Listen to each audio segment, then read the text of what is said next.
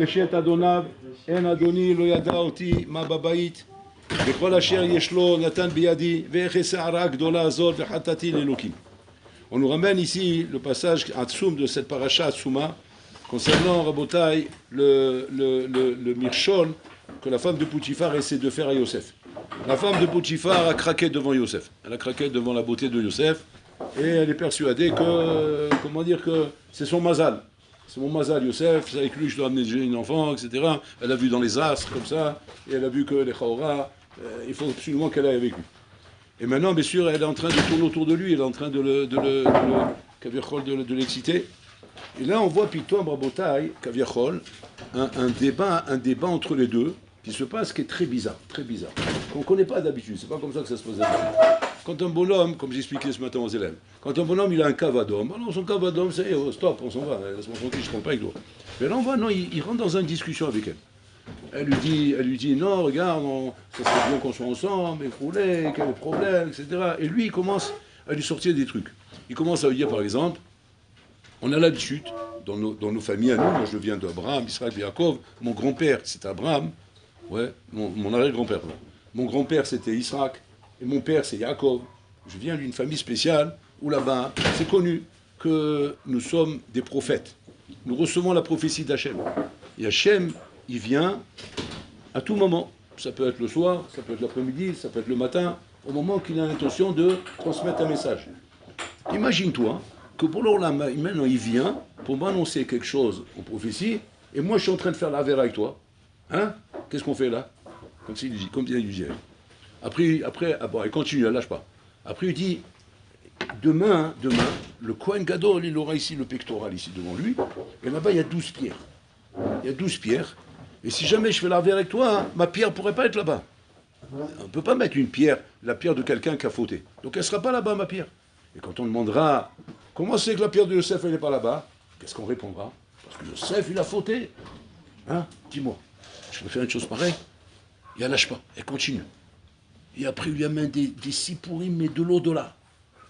Imagine-toi, toi demain à Paris, oui, il y a une meuf là-bas, tu fais tes études de médecine, elle commence avec toi. Elle commence avec toi. Et toi, maintenant, tu dis, attends, comment on fait pour... c'est quoi la défense?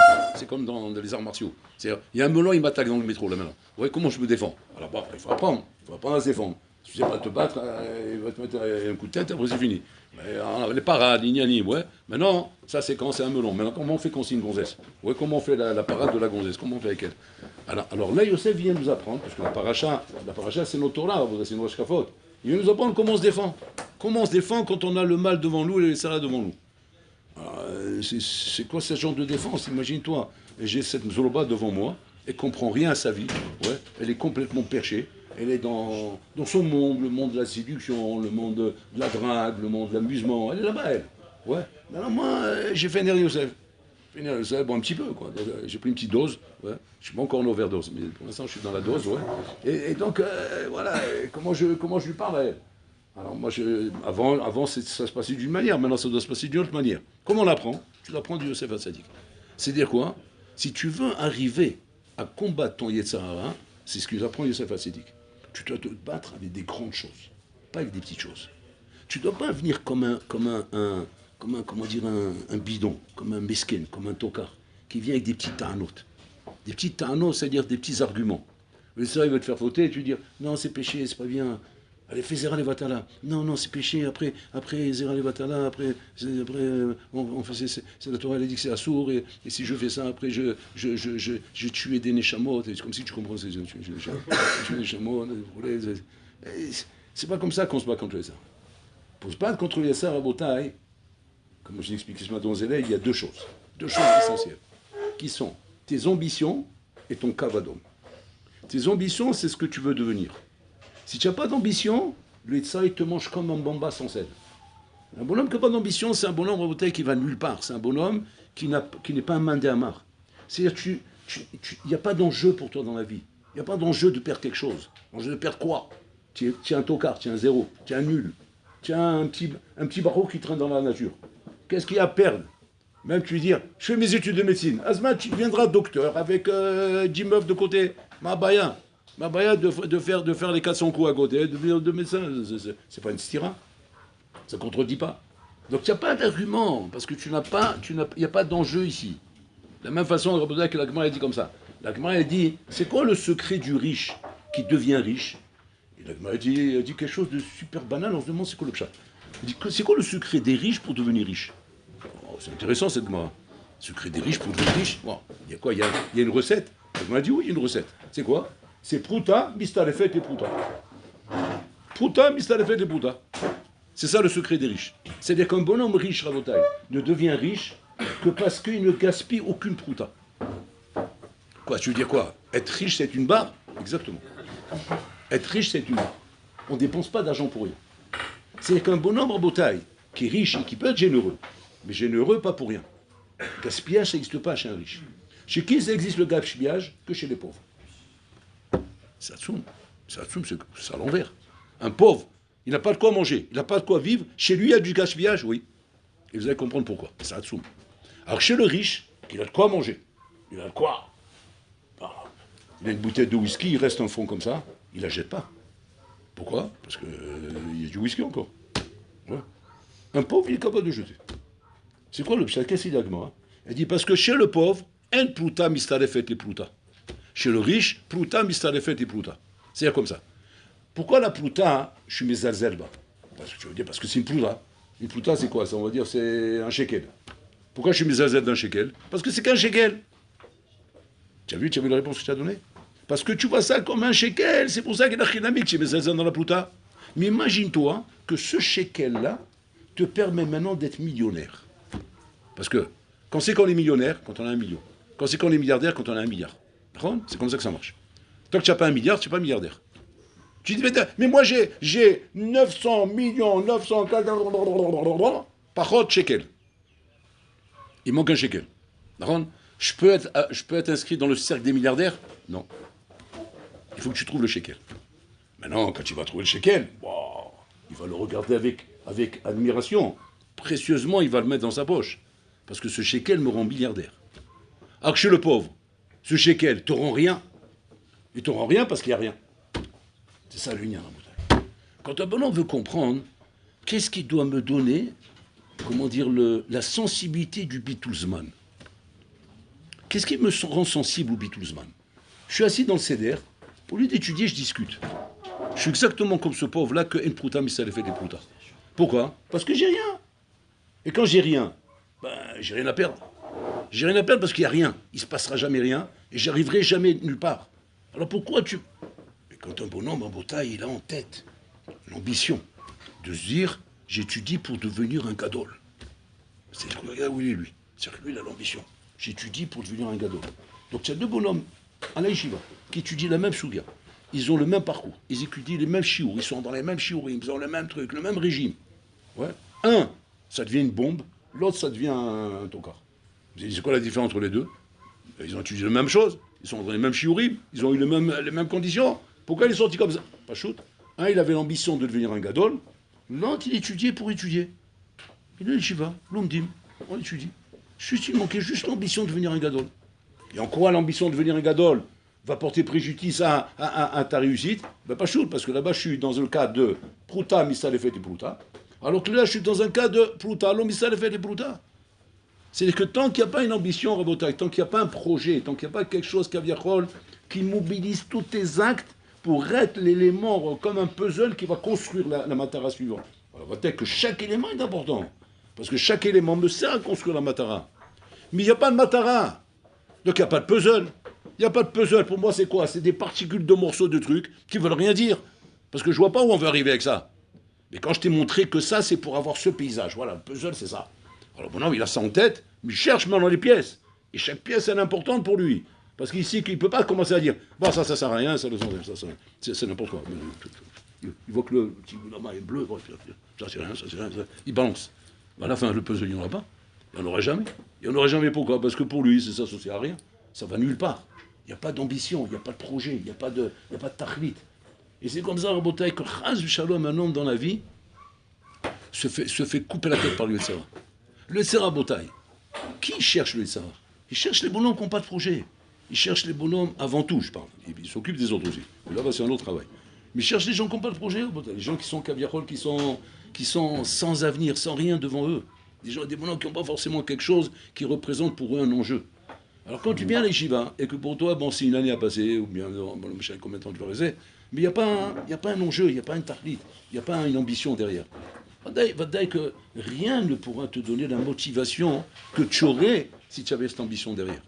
L'ambition de devenir un gadol, c'est ça le secret, Rabotai. C'est ça le secret pour que chaque seconde, chaque mot, chaque phrase, chaque mara, chaque daf devient hyper chachouv. Parce qu'il vient s'associer, Rabotai, à un binyan. Ça, c'est l'ambition. Donc Yosef Hatzadik, de quoi il se sert pour pas tomber? De ses ambitions. Il se sert de ses ambitions, voilà, il est mis à l'épreuve. Il est mis à l'épreuve comme n'importe quel d'entre nous, Rabotai, qui pourrait être mis à l'épreuve par la tentation de harayot, tentation d'argent, tentation de... toutes les tentations qu'il y a dans la vie. Mais Yosef Hatzadik te montre comment on se bat. Comment on se bat? Il faut être grand. Il faut être très grand. Il faut être très grand à tel point que le bonhomme en face de toi, il se perd. Il se perd. Il ne peut même pas te comprendre. Il n'est pas là où tu es. Au Bayesh, il s'en va. Tu as le courage de faire ça. Tu as le courage de faire ce que Yosef Hatzadik a fait. Que si demain, Zolova commence avec toi, tu as le courage de lui parler comme ça. Ou peut-être tu n'y crois pas. Tu ne te vois pas parler comme ça. Mais pourquoi tu ne dois parler pas comme ça? Parce que tu es une savate. Tu es un djinn troué. Voilà ce que tu es. Donc tu ne peux pas parler comme ça. Je me sens pas à la hauteur de parler comme ça. Je ne suis pas cohérent. C'est pas mon discours. Je ne suis pas là-bas. Yosef Hatzadik, il n'invente pas une déballe. Il parle comme ça parce qu'il est là-bas. C'est pour ça qu'il parle comme ça. Et même là, c'est ce qu'il a aidé à se sauver. Mais s'il n'était pas là-bas, mais jamais il aurait pu parler comme ça. Et va dingue qu'il serait tombé à Rabotai. Parce que tous les bonhommes qui tombent dans la vie, pourquoi ils tombent? Ils tombent parce qu'ils n'ont pas de riposte, ils n'ont pas de réplique, ils n'ont pas de défense. Ils n'ont qu'une défense, Rabotai. Donc ça va être quoi la défense? Haram, c'est péché. Comme les anciens. Comme ils ont appris comme ça en Afrique du Nord. En Afrique du Nord, il n'y a pas de rabbanim. Il y avait des rabbanim. Mais tu allais voir le Rav, il n'y a pas d'explication.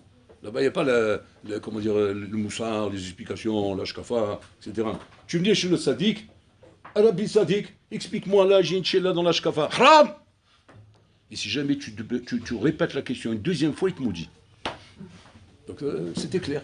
Voilà, on a compris, il faut pas. Mais ça c'est bien tant qu'on était chez les melons. Ouais, mais dès qu'on est arrivé en Occident, là-bas en Europe, ben Habibi, là-bas, si tu n'as pas d'explication, tu es mort. Là-bas, tu ne peux pas dire ah, je me rappelle mon grand-père. Haram! Voilà. Va la camer, la madame, en disant haram. Elle va te faire des démonstrations, c'est une misva. C'est pas haram, c'est une misva. Ça va faire du bien. Et quand on fait du bien, on est bien dans la vie. Il faut que tu aies des ambitions. Donc ça, c'est la première yesod que Yosef Hatzadik m'apprend.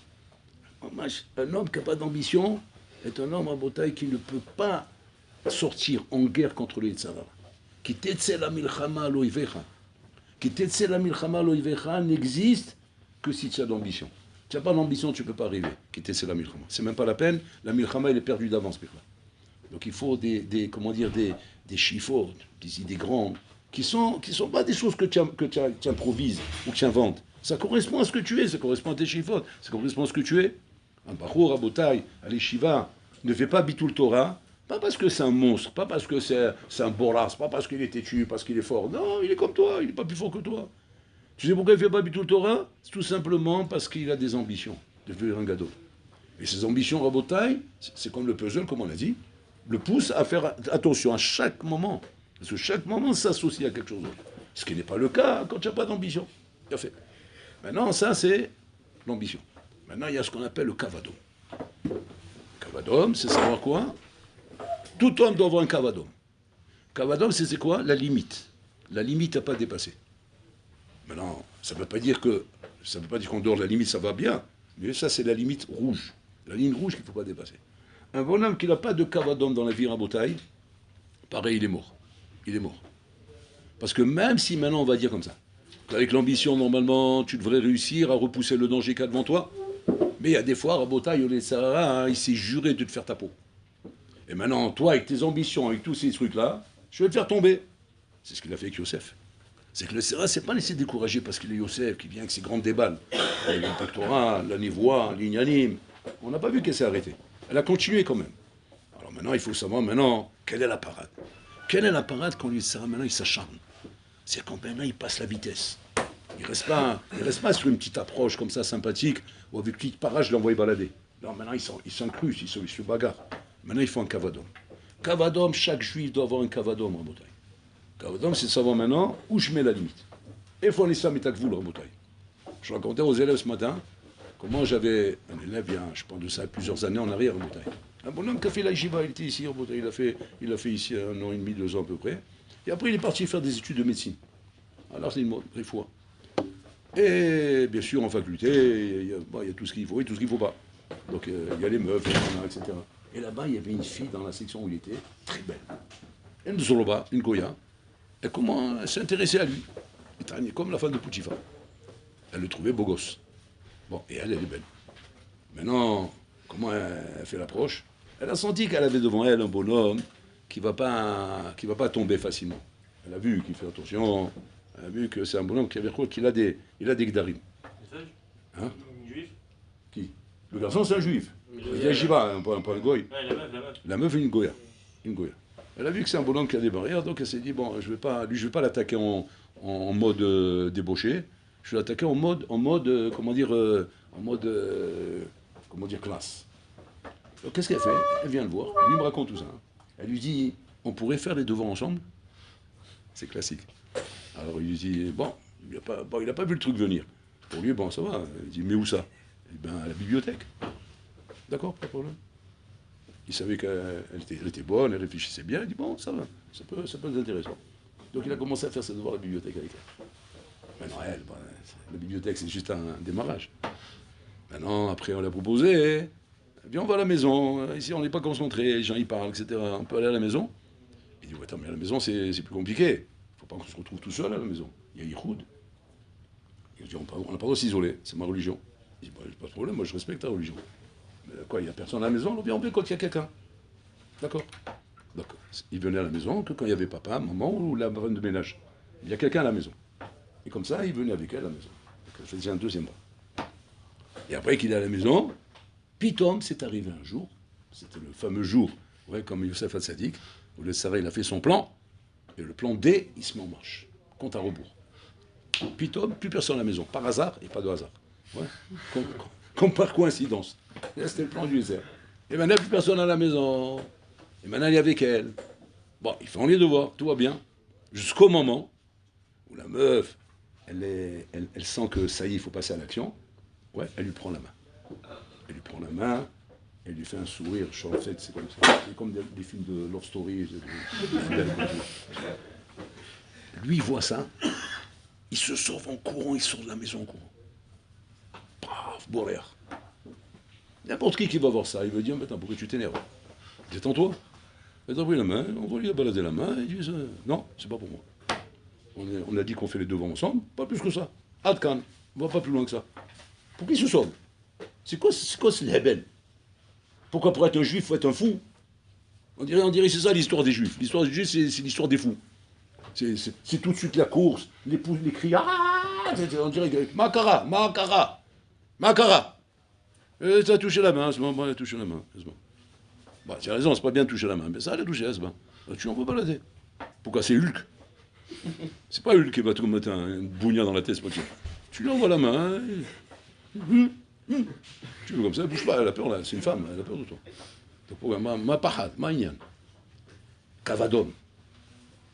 Il n'a pas peur d'elle, il n'a pas peur du Essa, il n'a pas peur de l'Avera, il a peur de son Kavadom. Il s'est mis un Kavadom, le bonhomme.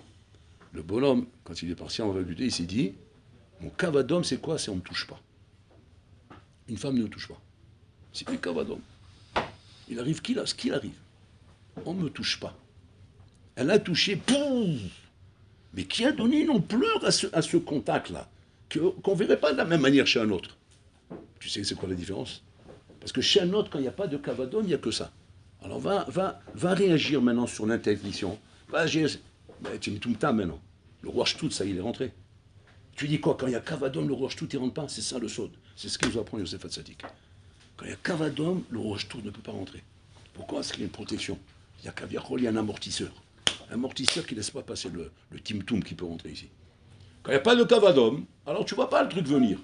Tu ne vois pas le truc venir et tu peux te laisser surprendre. Mais là, ça y est, je ne me laisse pas surprendre. Et ça, à Botaï, c'est le histoire de la vie. Dans la vie, et c'est comme ça dans tout, hein. Comme pour toi, comme pour le chino de tes enfants, comme ton foyer, comme tout, dans tous les domaines. Je ne parle pas simplement par rapport au problème de harayot. Dans tous les domaines, c'est comme ça. Dans l'argent, dans le business, dans le couple, dans le chinour, dans tous les domaines, dans la chevra. Toujours savoir quel est ton cavadom. Et un bonhomme doit savoir ça. Donc, c'est-à-dire que tu as deux questions à répondre dans la vie. Impératives. Que si ces deux questions-là, tu ne sais pas répondre à ces deux questions, tu es un bonhomme en danger. C'est quoi les deux questions auxquelles tu dois savoir répondre? Ma shifot sheli, ve ma kavadom sheli. Quelles sont mes shifot, mes ambitions, et quel est mon kavadom? J'ai besoin de mes shifot, pourquoi? Pour voler haut. Parce que si je vole bas, ben, je vais me faire éclater. C'est normal. C'est en volant haut que là, pruta misalefet et pruta. Là, je sais donner l'importance à chaque chose que je fais. Chaque chose pour moi est importante. Chaque fila est importante. Parce qu'elle s'associe à quelque chose d'autre. Chaque bracha que je fais dans la journée est importante. Parce qu'elle s'associe à 100 brachot que je dois faire dans la journée. C'est pas stam du vrac. Je ne traite pas les trucs en vrac. Genre une bracha, une autre bracha, une autre bracha. Ça s'associe à quelque chose. À dit bonnet olam. Qu'est-ce que tu es bonnet? Ma Hashem doresh mimcha. Ma, la Gemara dit en brachot, mea. Tu te rends compte un peu? Quand je fais 100 brachot, je fais ce que Hashem attend de moi. Donc ma tête, quand je suis en train de faire une bracha, ça s'associe aux 100. Qui sont quoi? La volonté d'Hachem. Regarde la dimension que je donne à ma bracha. Sans les lois, je n'ai pas dit quelque chose de compliqué. Moi, j'ai donné une dimension. Elle s'inscrit dans quoi? Elle s'inscrit en bouteille dans un projet. Mais si jamais il n'y a pas de projet, c'est une bracha, comme une autre. Comme il y en a plein dans la vie. Et il y en aura encore d'autres. Parce qu'on en fera peut-être des millions de brachot dans la vie d'un homme.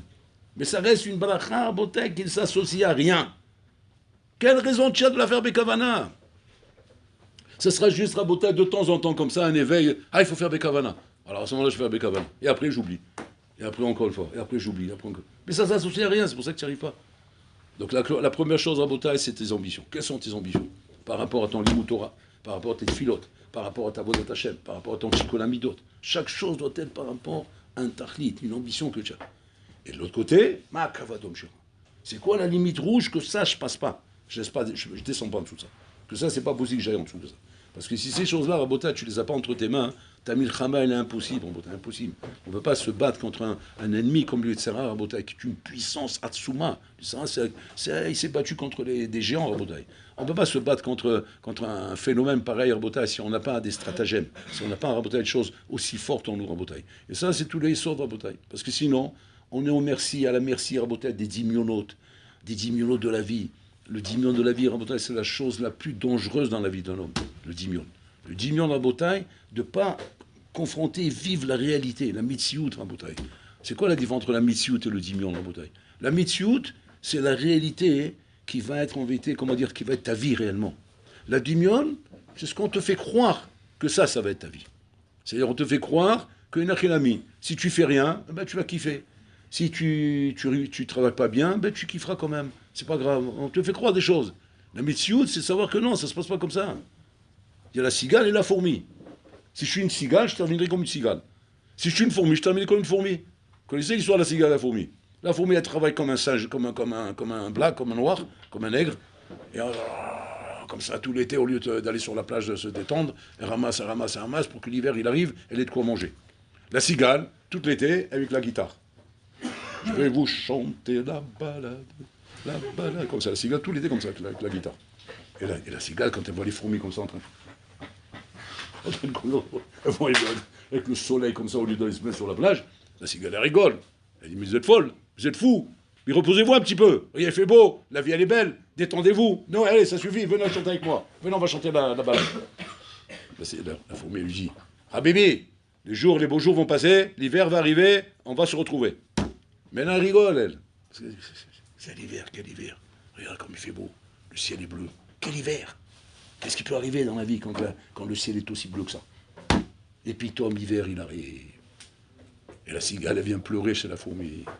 Et la fourmi, elle lui dit, ah bébé, tu as chanté tout l'été, maintenant, on va continuer à chanter en hiver. Ça, Rabotai. Qu'est-ce que ça représente l'été et l'hiver? L'été, ça représente, Rabotai, la jeunesse de l'homme. L'hiver, ça représente la vieillesse de l'homme. La jeunesse de l'homme, c'est ce que vous avez maintenant. Là, vous êtes en été, en phase été. Alors fais attention, que ta jeunesse, tu ne vas pas la vivre comme une cigale. Vive-la comme une fourmi. Maintenant, ça ne veut pas dire qu'on n'a pas le droit de se détendre. Il ne faut pas penser comme ça. C'est inhumain de dire ça, parce qu'un être humain a besoin de détente. Mais fais les choses intelligemment. Fais les choses avec cavadom. Avec un cavadom. Tu vas en vacances, tu veux te balader, tu veux te détendre, tu veux aller quelque part, tu veux te promener, tu veux... Moutard, c'est normal en Moutard. Pourquoi Hachem il a créé les plaisirs de ce monde? Comme c'est marqué dans la Gemara. Mal malché, Rabbanan. Pour qui Hachem a créé? Pour les Rabbanan, pour nous, pour les gens qui font la volonté d'Hachem. Pourquoi Hachem a créé tout ça? Donc maintenant Hachem, il est content de te voir profiter. Mais Hachem, il est content de te voir profiter quand tu fais les choses en bataille avec sagesse, avec mamash un kavadom. Mais pas genre, y'a là, et ça part dans tous les sens. Il n'y a pas de limite, il n'y a pas de treshbon, il n'y a pas de truc à bataille. C'est ça le truc. Pareil, un bachour à bataille le soir, il a fini sa journée d'imoud, il a envie de se détendre. C'est normal. Toute la journée, vous avez étudié, vous êtes fait des cocottes minutes. Tu vois, donc le soir, il faut lâcher la pression. Parce que si tu vas dormir comme ça, habibi, mais tu vas rêver de dragon. Ça va être la guerre dans le lit, là. Tu vas être en train de t'étrangler avec la tête d'oreiller. En imaginant que c'est un Hamas qui est entré dans la chambre. Tellement tu es excité. Alors, qu'est-ce qu'il faut faire? Il faut se détendre. Alors, c'est quoi se détendre? On lâche la pression un peu. Maintenant, ce problème, c'est quoi? C'est quand on fait ça sans cavadom. Sans cavadom, ça veut dire quoi? Ça veut dire que, là, on se lâche, nos limites. No limites, il n'y a pas de limite. Yallah, adrob. Jusqu'au bout. Jusqu'à qu'on n'en peut plus. Voilà. Jusqu'à qu'on n'en peut plus. Ça, c'est pas normal en montagne.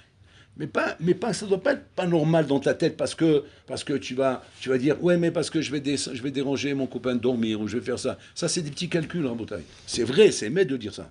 C'est émettre en montagne. Mais comment dire, c'est possible que ce ne soit pas assez convaincant, assez fort pour arriver à te calmer. Tu dois faire des grands richemont. Des grands richemont de te dire attention, je dois comprendre que quoi? Que il y a le cavadom et il y a les ambitions. Les ambitions, c'est quoi? C'est que tant que je peux étudier, il faut que j'étudie. J'ai besoin de... Mais combien j'ai besoin de... Combien j'ai besoin? Comment il s'arrête à mettre 110 millions, je parle bémissiout. Parce que quand un homme il a des ambitions, il a un cavadom, il sait donner les mesures aux choses. Il sait donner les shiurim.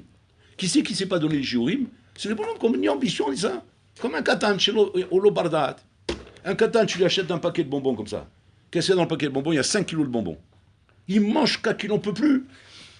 Jusqu'à qu'il vomit, il mange. Mais pourquoi il ne s'arrête pas? Il ne s'arrête pas parce que c'est bon. Il avale. Chaque l'estomac, il dit halt! Voilà. Là, il s'est arrêté. Il fallait l'arrêter. Mais il ne peut pas s'arrêter. Tant il y a encore des bonbons, il mange, lui. C'est ça le truc. Le danger, il est là. C'est-à-dire qu'Hachem n'a pas de problème que tu te détends, que tu te balades, que tu prennes des vacances, que Hachem n'a pas de problème avec ça. Où est-ce qu'Hachem va te demander des comptes? Sur le fait que tu n'avais pas de cavador, que tu n'avais pas de limite qui t'arrête à un moment donné. Tu es un dangereux. Tu comprends? Tu es un danger public. Parce que toi, on ne sait pas où on t'arrête. On ne sait pas où ça peut aller. Jusqu'où tu peux aller. Et tu as des bonhommes comme ça dans la vie. Aujourd'hui, c'est la maladie de la jeunesse, aujourd'hui. C'est quoi? On n'a pas de limite, on n'a pas de truc, on va, jusqu'à qu'on se prend le platane. Aujourd'hui, qu'est-ce qui arrête un jeune dans la vie aujourd'hui? Le platane. S'il n'y a pas le platane, il ne s'arrête pas, lui. C'est l'accident, l'accident, paf, il a fait juste le pas qu'il ne fallait pas faire. La goutte qui a fait déborder le vase. Mais cette goutte-là, tu ne l'as pas prévue? Tu ne voyais pas que le vase, il se remplissait? Ah non, je ne sais pas vouloir, là, j'étais surpris, là. Mais c'est pas normal, tu ne dois pas être surpris. Parce que c'est pour ça qu'on donne une Torah, pour réfléchir. Mais quand tu réfléchis pas, et parce que tu vis au gré le vent, tu vis on va dire, à la merci de l'imagination, il n'y a qu'une chose qui va t'arrêter, c'est le mur. Quand tu vas te prendre le mur, tu vas t'arrêter. Mais chez Michemont d'arriver là-bas, maintenant. Parce que le bonhomme, quand il se prend le mur, c'est pas toujours qu'il se relève. Hein. Il y a beaucoup qui ne se relèvent pas après avoir pris le mur en Bretagne. Et c'est ça le truc. N'attends pas d'arriver au mur. N'attends pas l'explosion. Et c'est Vassalik savait. Il pouvait s'attendre à ce qu'il va y arriver s'il va avec cette femme. Mais comment il a fait? La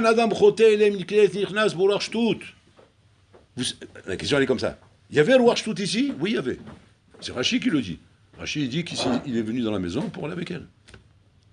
Regardez Rachid, il fait peur sur Rachid. Rachid dit deux pshat. Il dit un pshat pour faire ses affaires, c'est des choses qu'il a fait faire dans la maison. Un deuxième pshat pour aller avec elle. C'est-à-dire qu'il avait le Warshtout. C'est Yosef Basséi Kavichol, il a commencé le Warshtout à travailler. Alors tu vas me dire, alors comment il s'en est sorti? Comment il s'en est sorti s'il avait le Warshtout? Un bonhomme, il rentre au Warshtout, Rabotaï, il rentre dans une maison, il est choud avec une femme. Comment il fait pour s'en sortir, Rabotaï, s'il a le Warshtout? Parce qu'il y a chose, ça dit les chotés, il n'y a plus rien. Parce qu'il avait les ambitions, il avait le kavadom. Donc qu'est-ce qu'on voit de là, Rabotaï? Qu'un homme qui a des ambitions et un kavadom, c'est matsil autogame Warshtout. Sinon, impossible qu'il se sorte de ça. Il est rentré là-bas, dans le peut-être qu'il va tomber, c'est pas chaud, en bouteille. Pourquoi Kham, ils ont interdit Yichoud? Pourquoi Kham, ils ont mis des barrières? Parce qu'ils savent que quand tu vas là-bas, tu tombes. Ouais. Mais qui c'est qui tombe quand tu vas là-bas? Celui qui n'a pas ni ambition, ni roi ni cavadom. Celui cavadom qui a ça, il peut se sauver de ça. Ça ne veut pas dire que c'est moutard de le faire, hein. Parce que Atamin Bas Mechad Yomotra. Ne crois pas en toi. Parce que ça, on ne sait pas les coups qu'il peut faire. Mais en tout cas, c'est peut-être qu'on apprend de là, il saute Hatsum, qui est, que c'est ça les bases de la vie, avec ça je dois me battre. Donc c'est-à-dire que s'il y a une chose que je dois apprendre à l'Yeshiva avant de me lancer dans la vie, c'est ces deux choses, la bouteille. Les ambitions dans ma vie, et les ambitions dans la vie, c'est pas que dans la Torah, hein, c'est même dans le boulot, même dans l'argent. Ça c'est un clair, la bouteille. Un homme ne peut pas devenir riche dans la vie s'il n'a pas d'ambition. Un homme ne peut pas devenir chacham dans la vie s'il n'a pas d'ambition. Un homme ne peut rien réussir dans la vie s'il n'a pas d'ambition. Tu ne seras jamais un bon musicien si tu n'as pas l'ambition de devenir Mozart. Tu ne seras jamais un bon peintre si tu ne peux pas devenir Picasso. Tu peux pas... Elle m'a la saute. Il faut que la barre soit très haute pour arriver à être quelque chose. Sinon, peut-être tu arriveras là-bas, peut-être pas, mais en tout cas tu arriveras très haut. Tu arriveras au maximum de toi-même. Mais si toi, Mechalal, tu avances sans ambition dans la vie, c'est si tu es un petit prolétaire de 4 sous. Métro, boulot, dodo. Voilà comment tu vas finir ta vie. Tu les as vus, les métro, boulot, dodo, à quoi ils ressemblent? Hein, vous les voyez dans le métro le matin, je ne sais pas si vous êtes dans le métro, je ne sais pas quoi. Tu as vu à quoi ils ressemblent? Eh bien, ils ressemblent à rien. C'est ça le problème. Ils ressemblent à rien. Il n'y a rien. Rien. C'est vraiment des zombies. C'est des zombies, comme ça, des fantômes qui se baladent. Ils vont à l'usine là-bas. Ouais. Il est devant la chaîne de fabrication. Il a un geste à faire. C'est qu'à chaque fois le chiot, il arrive. Schlock. Schlock. Schlock. Comme ça. 8 heures. Et après 8 heures, métro dans l'autre sens. Il arrive à la maison, la soupe, ouais, les actualités, dodo. Et le lendemain, métro, l'usine, chiot. Clac. Comme ça, combien de temps? Ben, jusqu'à la retraite. C'est un NES. C'est un NES, comme Bono, comme ça, il ne se suicide pas. C'est un NES. Mais en réalité, ce n'est pas un NES. Vous savez pourquoi il ne se suicide pas? Parce qu'il n'a pas d'ambition, il n'a pas de cavadome. Donc il supporte l'idiot aussi. C'est-à-dire qu'il est un cavadome et ambition, je lui fais ça, si jamais je lui fais ça, il se suicide. Il ne peut pas supporter. Il ne pourra pas supporter ça. C'est ça lui, son montage.